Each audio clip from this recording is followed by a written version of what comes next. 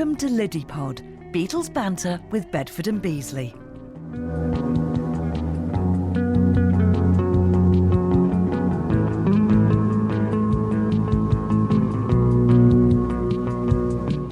Dave, here we are for Liddypod 17, and we can officially announce that while we're not recording this during our breakfast event, we have had a breakfast.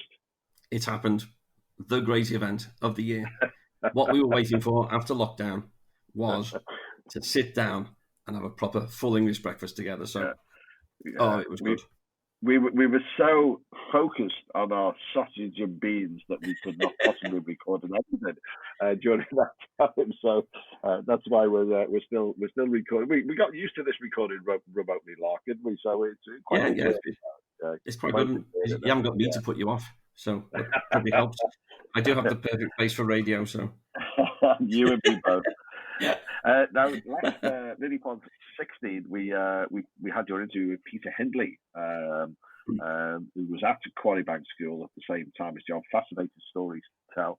I am really looking forward to this next one, Dave, because this is a part of the story that people may overlook in a sense.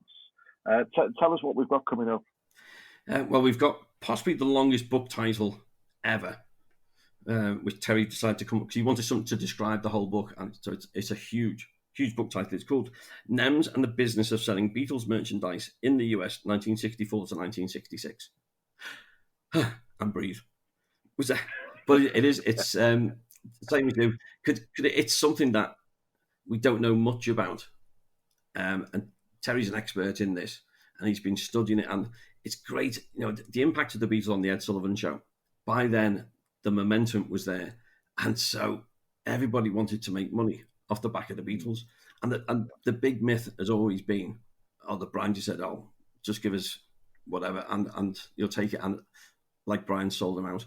And that's one of the things I really wanted to talk to Terry about. We had a good discussion, and there's this fascination with all the merchandise because they had Beatles on absolutely everything. And it's that lovely bit of Beatles history that you and I haven't really been exposed to. So that's why it was so much fun to talk to Terry about it. Yeah, I'm really looking forward to this because, I mean, at the same time, it was also new as well, wasn't it? You know, there were no major precedents. We're not talking about the way the whole merchandising is offered today. So I'm looking forward to this. So this is Terry Crain. Dave, give us the PhD thesis-like title once again. Have you got enough time left before it finishes? I think so. So this is NEMS and the Business of Selling Beatles Merchandise in the US, 1964 to 1966. You're listening to Liddypod, Beatles banter with Bedford and Beasley. So I'm glad to have with me my good friend Terry Crain, all the way from Illinois. Hello, Terry. Hello, Dave. Glad to hear from you today. Yeah, it's good to be talking, good to be catching up, and shame we were not able to meet up as we were planning to at the fest this year. Yes, it seems like everything we are supposed to be meeting each other at seems to be canceled or pushed back. So who knows when we'll get to actually meet face to face again. Yeah, well, it might be a good thing for you. You never know. I do tend to scare. So. Oh my God! Because we've known each other for many moons now. And first of all, before we get on to talking about your book, of course, you used to do that Beatles course online that I did a bit for you for. You still doing that? Yes, I'm retired. So I used to work at a community college in Illinois, and we had a Beatles History of the Beatles online course and put it together for the students. And David was nice enough to come on and to help us in certain parts of the course, and basically all part of the course, to give us his insight, which is wonderful to have somebody like you help us out. And the students really appreciated that. Now I'm retired. I'm kind of put that aside for now, but I haven't totally forgot about it yet. I still have it on my computer here, and I was looking at it the other day about maybe doing something to bring it back. Oh, that sounds exciting. That sounds like a good idea to me. Well, of course, now that you are retired, as I am, you've got nothing to do, have you? I'm like all the other retirees. I just have to look at my calendar to find out where I'm supposed to be at what time to do what, and then I go from there. I seem to be busier than ever. It's crazy, isn't it? But the good thing is now you can pick and choose what busy you want to do. Correct. Exactly. So then you thought, I know, I'm going to retire, peace and quiet. I'll write a book. Isn't that funny how that happens? You know, you get on a topic or you get something like that, and now you have time to research things and get more interested in it. And the next thing I know, here we go. I'm talking on your author corner here about a book I did. Yes. So what was it about the NEMS business, the memorabilia, all that kind of stuff? Why did you pick that to write about? Well, I always have had a fascination of what I call the first generation dimensional items in the United States. From 64 to 66, there were about 150 items that they were licensed items that came out in the U.S., and they were all over the shelves of Woolworths and JCPenney and all that. And when you look back on them now, they were the neatest, but also the goofiest. And some of them, the items that came out, whether it was the dolls or the games or the buttons or all kind of things. So that was one of those entities that I liked. I kept drawing towards those items. And it's kind of a natural era to look at that items because, you know, they came out right when the Beatles hit the Ed Sullivan Show. And then I look at them up to 66, kind of right before what I would call the next wave of the U.S. items came out, which was all the Yellow Submarine items and all that. So I have a nice little genre there that I can look at, and they're just so cool. The items are cool. The packages are cool. The ads that they wrote for newspapers and everything are just so cool and wacky of the times that went on. You know, sometimes the ads are just almost as good as the items themselves because it's just a neat time. So I've got into that genre, and that's what I wrote about. In the book is the NEMS and the Business of Selling Beatles Merchandise in the U.S. from 1964 to 66. So I have a very defined group to work with, but it's a really cool group to work with. Wow. So what is your Beatles story? When did you first get into the Beatles, and did any of these bits of merchandise sort of get you into it? Well, when I was 8 when the Beatles hit the Ed Sullivan Show, and I had older brothers and an older sister, and of course they were into it way more than I was at 8 o'clock, but at 8 years old. But I do remember very specifically, I would walk down the hallway at my mom and dad's house, and my sister had the George doll. She had the George Remco doll sitting there on her shelf, and every time I walked down the hall, I could see it staring at me, and it was watching me as I drove by. And I just remember that. I remember the George doll, and then I became more and more aware of them and liked them more and more. And I just remembered that doll and those little things like that I could find around the house. And I remembered around the house that thinking, what more were these things? Because at 8 years old, I was aware, but not totally into them at that point. But now that I'm older, I can go back and look at these things and realize, oh my gosh, these things were out when this was going on and when this was going on. So that's how I got kind of drawn into that was the George doll. And she still has it to this day. 54 years later, she still has it to this day. Wow. It's incredible. So how much stuff actually came out before Ed Sullivan? Because I know there's this short period where Capitol suddenly cottoned on and started promoting I Want to Hold Your Hand, and then suddenly the Beatles were everywhere. Was there much produced beforehand, or was that a business deal to be done afterwards? Well, in November, December of 63, the UK got big time behind all of their license and all that. And that's when you could see a lot of the agreements when the UK start that. The January of 64 is when you first started seeing like the Reliance Company, the Puritan Company, they made the sweatshirts. That was one of the first things, if not the first thing, that started coming out. They were trying to get that out there with the Ed Sullivan Show and the I Want to Hold Your Hand and all that. And one of the things that I always say is that mass marketing in the United States, even though before the Beatles there was some of the Wizard of Oz, and Elvis did some, and the Superman and that kind of stuff, Disney did some, but mass marketing in the United States for an item or an entity really did not start till the morning of February 10th, 1964. That was the day after Ed Sullivan.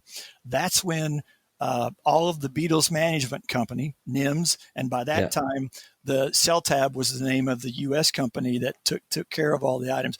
That morning of that Monday morning after Ed Sullivan, the NEMS people woke up in their hotel room and they got all these people beating on their doors. And you have all these business people who flew in and drove in, and they said, oh, we saw them last night. We want to get them while they're hot. We want to make a doll. We've got money in our pockets. How much does it take? And they were lined up for dolls and for games and all this. And one of the neat quotes is that the queue was rather long out the hotel room door for these people wanting to get in with all these ideas for the U.S. market. Now, at the beginning, some had a lot of good quality. Some probably, after a while, NEMS probably didn't worry too much about the quality. They just signed up and said, let's go. But all that in February and March of 64 is when really a lot of those agreements were signed. The licensing was given out. And here came all of these stuff on late spring and in the summer of 64 that showed up on all the shelves and everything that people could start buying and collecting and all that. Wow, that's crazy. Now, try and put something straight for me, because I think this is one thing that crops up every time you talk about merchandising, especially in the US, is that we're either the Beatles ripped off or did Brian make really bad deals? What's your viewpoint on that? My viewpoint on that is probably a little bit different than a lot of people have. And the reason we say this is because the Beatles basically they got 10% of the money, and CellTab, the U.S. company, got 90%. Well, you look at that right away and you go, oh, well, that's not very much. And, I always look at it as hindsight makes us all brilliant. Oh, yes. By giving us all 20/20 vision. All right. So right then, when you talk about December of 63 and all that, when they're writing down the 10% and all that, what some people forget is they had already been giving some of the UK companies the licensing agreement in November and all that. Well, they were giving 10% there. That was kind of the standard thing at that moment that NEMS was doing with some of their agreements in the UK. So when they did the US, they just signed the same thing. And the way I look at it is, at that moment, there was no playbook. There's no book that Brian or anybody can look at to say, what should we do here? There's no, as the next days showed, there's no mass merchandising like the Beatles that ever happened before. All right. So you got to turn it around one way. When this company comes to Brian and Brian and says, we want to do this, and Brian's going to go, let me get this straight. You're going to give me 10% of money earned, and all I got to do is give you a couple photographs and the Beatles name. And he goes, this is the greatest gig on earth, because I don't have to do anything, and you're going to hand me money. And they said, yes, that's correct. Well, with no playbook and no experience that anybody had had before, and nothing you could go by before, this seemed like the best thing. And I got no problem with that. At the moment that this happened, with nobody really having the experience and nobody knew what was going to happen with the Beatles, they said, this is great. 10% is wonderful, because a lot of these companies lined up in February and March in the U.S. to do it. And they wanted to do it while they're hot, because all these companies thought, okay, if the Beatles last only 6 months, I've got to hurry up and get this stuff out. I've got to hurry up and produce this. And so everybody thought, well, this isn't going to last. And they thought people aren't going to be talking about this 56 years later on a podcast with David and Terry. And look what's happened. So I cut him a major break on that. That's just what happened at the time. That's just what was going on. Now, I will say, when they handed Brian the first check for $9,000 of royalty And he goes, this is wonderful. And all of a sudden he does math in his head and realized they kept $80,000 to $90,000. Now, then he put two and two together and thought, oh, this is really way more than anybody thought was ever going to go on. And they renegotiated. It took them about 6 months to renegotiate that contract. But I cut him a major break. And everybody who whines and moans about the 10% and 90% and all that, and I laughingly say they all remind me of as soon as the basketball game is over and your favorite team lost, well, you can come up with 30 things you'd have done different during that basketball game as the coach. But at that time, who knows what was going to happen? We're the same over here. We love our football. Exactly. And, I regularly go to the Liverpool home games, and there's 55,000 of us in there. And the good thing about it is every single person in there is an absolute expert. We know. We don't get paid anything for it, but we all know far better than anybody else. Exactly. So I totally agree. And I think one of the big points that you brought up there, of course, is that for this 10% return, Brian and the Beatles contributed nothing. It's not like they were saying, you come and invest in this, you put in $50,000, and then we'll split the profits out after that. It was, as you say, give us some photos, give us the name. You don't have to pay us anything. And if it sells, we'll send you some money. So why wouldn't you do that deal? Exactly. And you had no playbook to open up and say, okay, now what has happened in the past in this kind of situation? Because nothing really like that had happened before. And I think it was interesting. I go over that a little bit in the book, that's an angle that you really don't think about very much. I mean, you've got other things that went on in the U.S. You got Colonel Parker with Elvis, who sold records and all that, and T-shirts from the card table out in front of the concerts and all that. But you don't have this kind of event that happened before. So I cut him a major break, and I just, it's part of the deal, and just move on. Excellent. I think that's good, because I think it's one of those, maybe like a myth. It's just grown into, as soon as you mention it, that's what people say. Oh, Brian got ripped off. The Beatles did okay in the end, didn't they? Yeah, they had a few bob. They did okay in the end. Yes, they did. Yes, they did. Of course, if they got more money, they'd only had to pay extra tax. Stories. Yeah, so Taxman had to be written about something. Exactly. So why moan? So yeah. So that's good. I'm glad you cleared that up. And this subject of these 150 items in the U.S. and all that, the story about Brian and that kind of thing, to me, it's interesting. Yeah, here's what happened and all that. But the stars of this story are the items themselves. Yeah, that's what's the cool part. The Brian, the 10% and all that. It's kind of a nice little sidebar and all that. But to me, it's these goofy items that are star of the show. And like you said, with the book, you've got 150 items just in this 2-year period of 64 to 66. Yes, isn't amazing. Yeah, there was 150. Now think about this: there were 150 licensed items. So right around that. Now I don't even go into the quote unlicensed stuff that. And if you think about the unlicensed items, here you got a business that know that the Beatles are hot. It's March of 1964. They're the hottest thing on the planet. And you want to make something really quick. And, let me try to go get a license. Wow, the line is really long. Well, I don't know. The license might take a while to get. How about I just go in the back room and whip something up really quick? And maybe by the time I sell a bunch of them, nobody will catch me. so it's that whole dynamic too adds a real interesting thing in there. Yeah. So so you've got these 150 items. Now, of course, in your book, you've got lovely photos, lots of descriptions, lots of information about each of them. Are you actually a collector yourself? Well, I'm a small collector, and I'm trying to keep my collection to those 150 items, and I'm very careful about what to get and all kind of stuff. And even those items, I just like the items that I can sit and look at.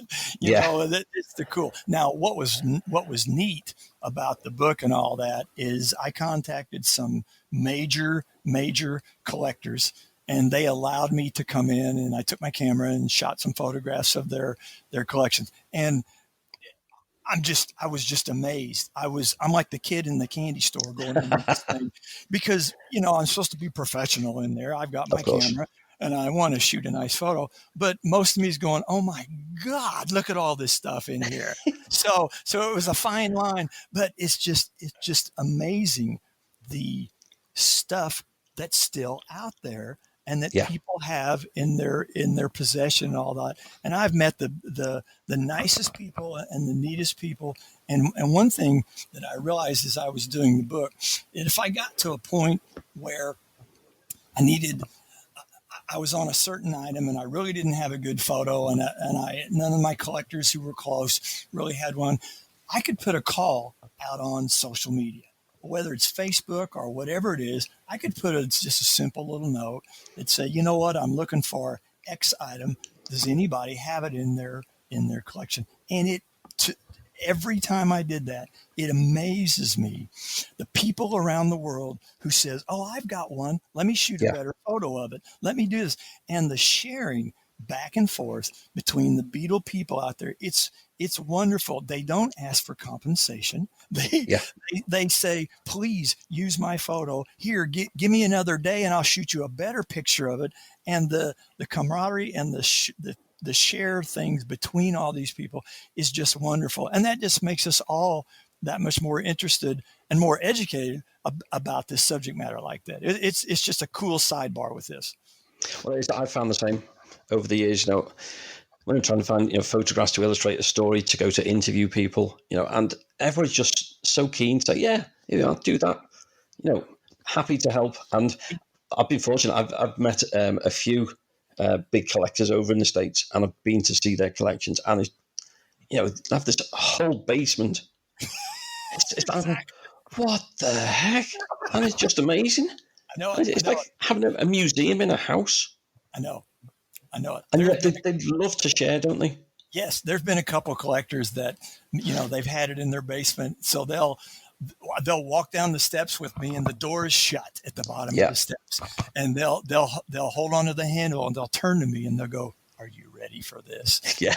And I'll go, well, yeah. What could possibly be behind that door that would just surprise me? And they open the door, and I won't tell you the word that I always utter when the first see that. It's one word. It starts with an S. It's like, oh my God, I'm just shocked for a second. And then the professionalism tries, well, yes, but it's amazing. And I'm so thankful to these people who have let me in to see these things, and they continue to invite me in. I have a couple things coming up either later this year or next year that I want to make sure I go by some of these other people's and still collect and still get nice photographs of some of these items. They're just great.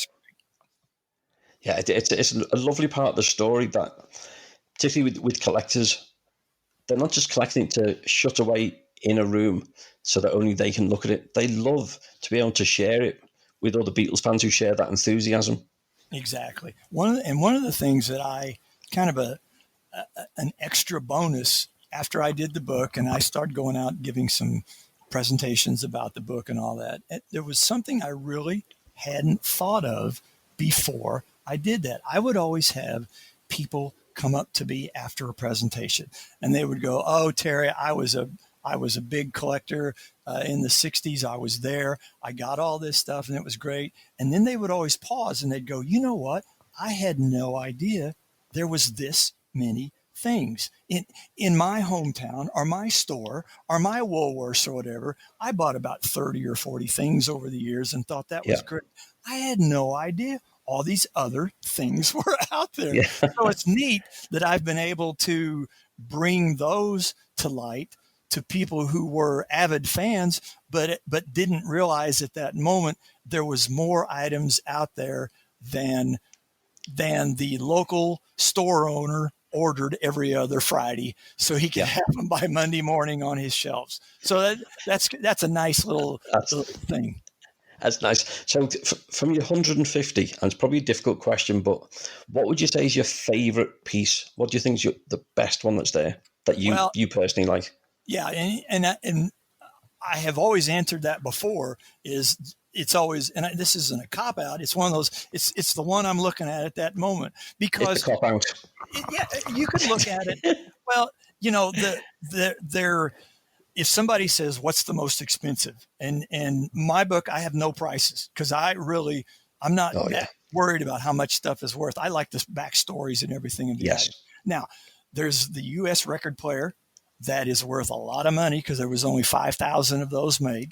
And there's some 15-inch bobblehead dolls that were never intended in the first place to be sold in stores. They were just kind of like display items there. Those are probably the most expensive. But the ones I like the most, I like the goofy things. All right.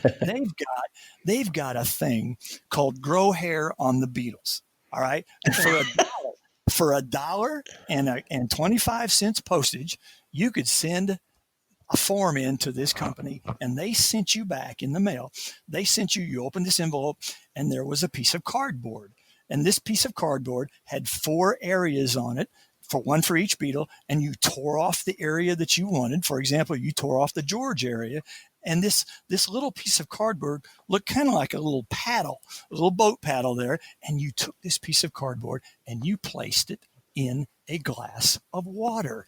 And lo and behold, in 1 week, you realize that the chia seeds that they had on the hair area of George started to grow. And in that glass of water, you had George's hair growing in front of you. And the ad for this said, have your friends over, and they will be in awe and delight as you give your Beatle his first haircut. I mean, you can't write this. It's amazing, because George had chia seeds on his head. And it's stuff like that. That's amazing. I know. And like I said, you can read the ads now for these, and the thing looks kind of like pretty stupid now sometimes, but the ads just add so much. They had a thing that they made a cardboard tube, and really that's all it was about a 12-inch cardboard tube, and they put Beatle pictures on the outside, and they stuck a mouthpiece on the end, and they called it a Hummer. And what you were supposed to do, you were supposed to put it in your mouth, and yes, ladies and gentlemen, hum Beatles songs. And that's all you just hummed. That's all it did. But the writing about it, get your friends, start your own choral group, and go down the street humming your favorite Beatles song. And yes, it was called, ready for this, a Hummer.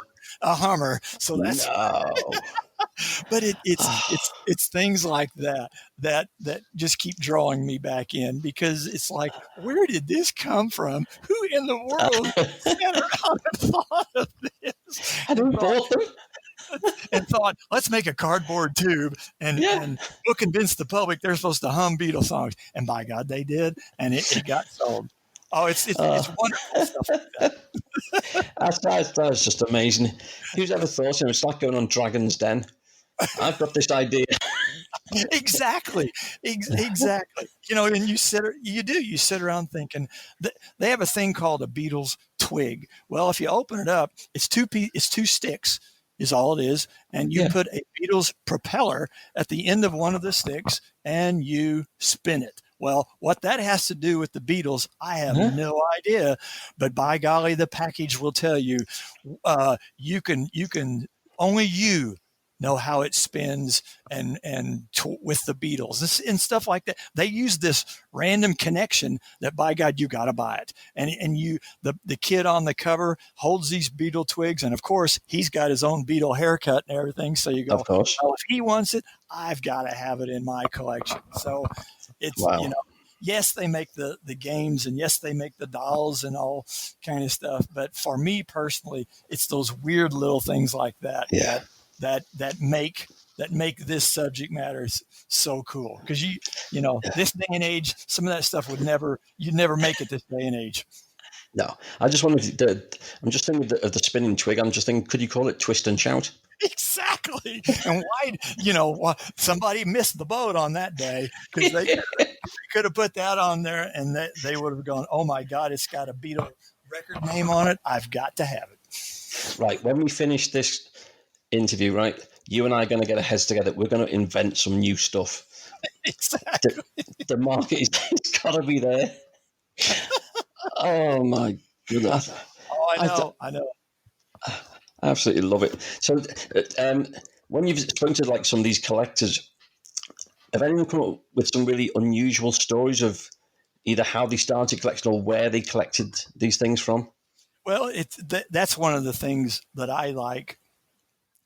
I'll say I like about the book is one of the things that I put in there was not just here's a doll and here's all the background of it and all that. I would always try to find quotes from people about that item. I would always try to, if somebody said, oh, I remember that, I use Beatle cards for trading cards. I use that for example. Somebody quoted me once, oh, I remember having these in third grade and my teacher, Mrs. Smith, took them away and wouldn't give them back to me. And by the end of the day, she'd thrown them in the trash if she only knew how much they were worth now and stuff like that. So you get all these stories like that. And once people started giving me those, whether they were collectors or just the person out on social media or something, I would contact them and I'd go, can I use that quote in the book? And they said, well, sure. So I dot the book full of those little stories and stuff, whether it's a collector,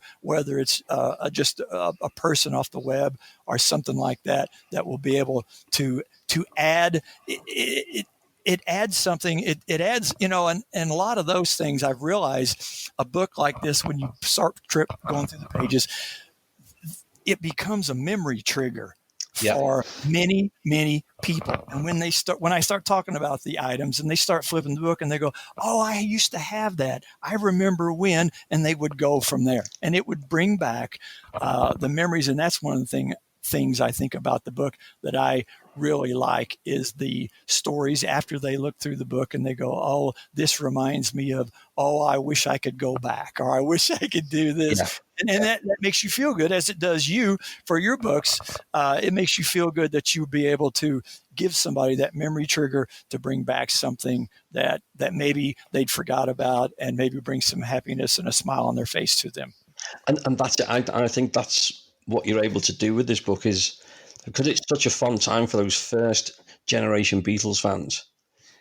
Things like this, they'll look at that and immediately, like you've done, you're back there 8 years old with this haunted George Harrison statue looking straight at you.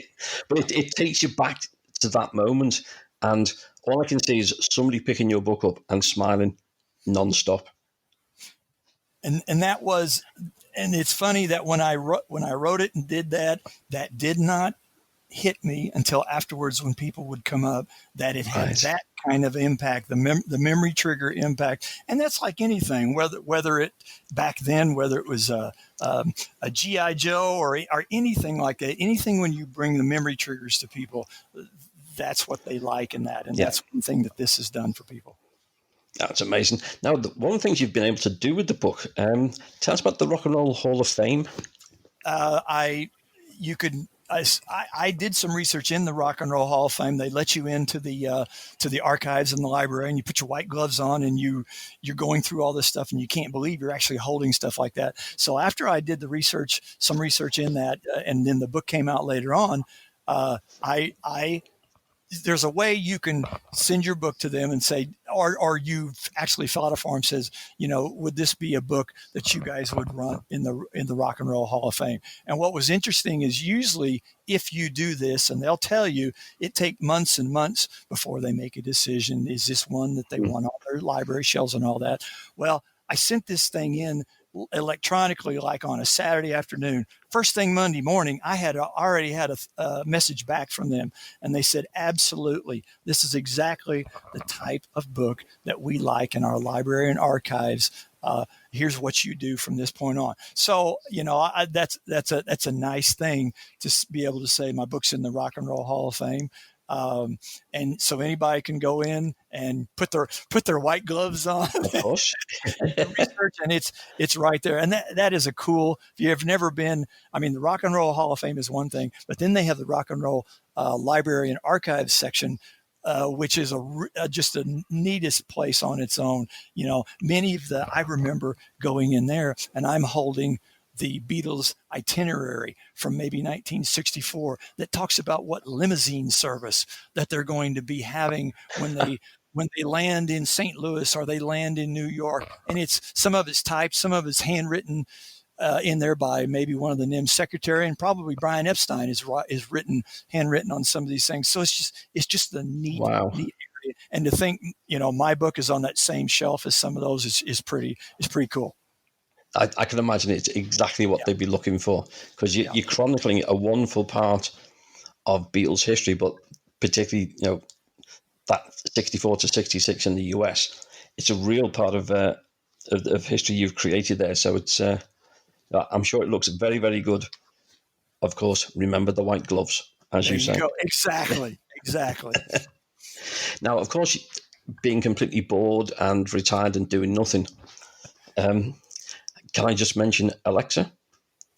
Oh, you can. So come on, tell us a bit about Alexa and Google Assistant. Well, of course, since I'm bored and have nothing to do, and technology sometimes interests me, when you've got Alexa sitting in your house, I've wrote a couple of apps for Alexa. So every morning, when you get out of bed, and if you have Alexa, if you say, Alexa, open up This Week in Beatles History, that's me.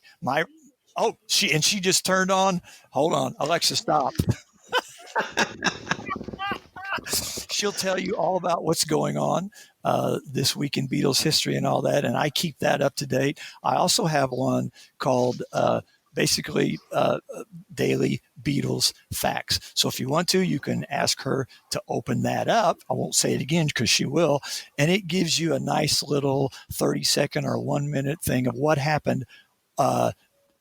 Certain facts about what dates certain things happen with the Beatles, and it's pretty cool to know that isn't technology wonderful that I can sit here in my computer and add a Beatle fact or add something to a This Week in Beatles History or something like that, and press the save button and know that all around the world now that's live and in color on somebody's Alexa that's around there. So it's a pretty neat little thing you can do. I mean, Alexa's sort of getting into everybody's houses these days. I know occasionally the room where I'm sat at the moment, I can be in the middle of a conversation with somebody and she'll just pop up randomly thinking I've asked her something when I haven't, and just get involved in the middle of a conversation. It's pretty good. I know. And you're either going to roll your eyes at it or you're going to embrace it a little bit and try to bring it in. And that's what I did. I brought it in a little bit with the Beatles stuff. It's pretty neat. Fantastic. Well, it's been fascinating talking. Love catching up with you about the book. So just remind everybody, book title, and then obviously tell everybody where they can buy it. The book title is NEMS and the Business of Selling Beatles Merchandise in the U.S., 1964 to 66. And yes, that might be the longest book title in the world, but you know what? I had to cover a little bit of everything on that. And, you can go out to the BeatlesBookstore.com and pick it up. There is some other places, whether it's Amazon or eBay and all that. But BeatlesBookstore.com is one of the neatest places, I think, where it's got this book and other books from Beatles authors that you can see them all in one place right there. Yeah, that's great. Fantastic, Terry. Thank you so much. Best of luck with the book. And best of luck with the Beatles Bookstore together. We're doing well. And we shall catch up soon, mate. Thank you so much. All right, Dave. Thank you. And thanks to everybody out there for listening. You do a wonderful job. Thank you. This is Liddypod, Beatles banter with Bedford and Beasley.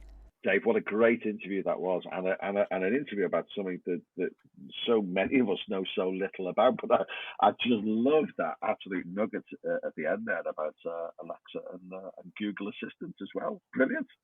So I'm just wondering, is there a way of doing a podcast where we just sit there and we just ask Alexa the questions, and in a way, Terry give us the answers?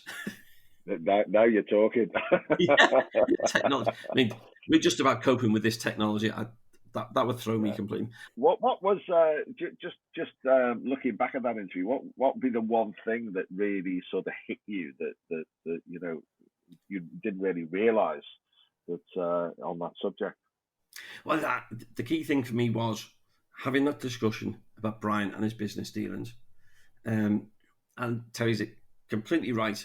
And it was my gut feeling. I'm glad he cleared it up. Was that nobody had done mass merchandising like this before.